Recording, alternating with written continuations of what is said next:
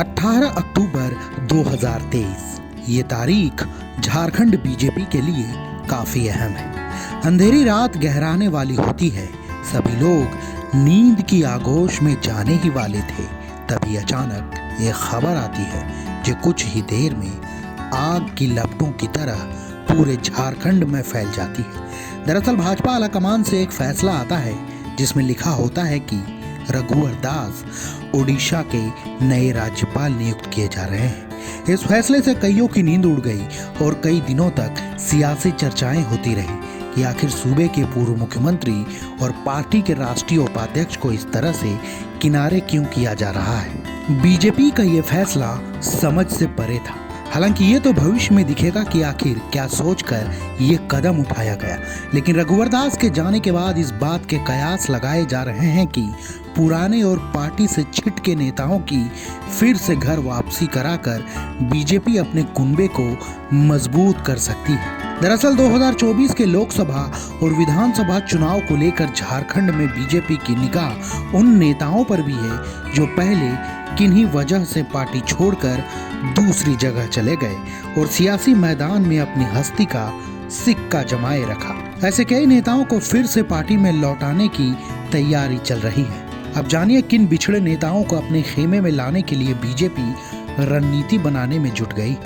Party के भीतर खाने इस बात की जोरदार चर्चा है कि सूबे के पूर्व मुख्यमंत्री मधु कोड़ा और उनकी पत्नी सांसद गीता कोड़ा के अलावा निर्दलीय विधायक सरयू राय, अमित यादव, पूर्व विधायक अरविंद सिंह उर्फ मलखान सिंह और प्रदेश के पूर्व प्रवक्ता अमरप्रीत काले दोबारा पार्टी में शामिल कराए जाएंगे और ऐसा होने पर आने वाले चुनाव में कई सीटों पर मुकाबले के नए और दिलचस्प समीकरण देखने को मिल सकते हैं। सबसे पहले बात करते हैं कोड़ा दंपति की, जिनका कोल्हान की राजनीति में खासा प्रभाव है। दरअसल मधु कोड़ा ने अपने सियासी करियर की शुरुआत भाजपा से ही की थी।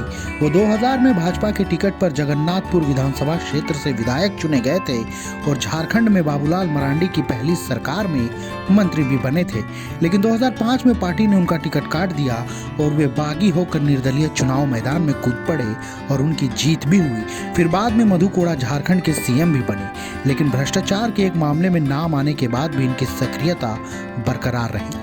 अपने सियासी प्रभाव के दम पर 2019 में इनकी पत्नी गीता कोड़ा सिंहभूम सीट से कांग्रेस की टिकट पर सांसद चुनी गई और इससे पहले वे जगन्नाथपुर से विधायक भी रह चुकी हैं। कोड़ा दंपति का ताल्लुक हो जनजाति समुदाय से है, जिसकी कई विधानसभा सीटों पर अच्छी खासी आबादी है। इधर साल 2019 के विधानसभा चुनाव में तत्कालीन सीएम रघुवर दास को शिकस्त देने वाले निर्दलीय विधायक सरयू राय की भाजपा में वापसी की राह आसान हो गई है। इनके पिछले 4 साल को छोड़ दें तो अब तक की करीब 3 दशक पुरानी राजनीतिक यात्रा भाजपा के साथ ही फलती फूलती रही है। इसके अलावा बरकट्ठा विधानसभा क्षेत्र से साल 2019 में भाजपा के ही बागी प्रत्याशी के तौर पर चुनाव लड़ने और जीतने वाले अमित यादव को भी पार्टी में शामिल कराया जा सकता है, जो पिछले कई दशक तक बीजेपी के झंडे को साथ लेकर चलते रहे, लेकिन नए समीकरणों के तहत साल 2019 में बीजेपी ने उन्हें किनारे लगा दिया।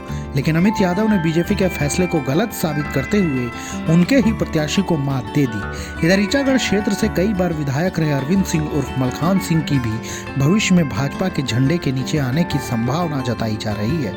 इन सब के अलावा जमशेदपुर के सांसद रह चुके शैलेंद्र महतो और आभा महतो की भी बीजेपी में वापसी के कयास लगाए जा रहे हैं।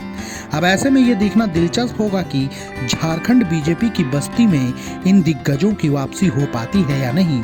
इस मौके पर निदा फाजली की ये पंक्तियां फिट बैठती हैं। कोशिश के बावजूद ये इल्जाम रह गया, हर काम में हमेशा कोई काम रह गया। जय हिंद, जोहार। साथियों, हमारे द्वारा दी गई ये जानकारी आपको अच्छी लगी तो लाइक, शेयर और सब्सक्राइब जरूर करें।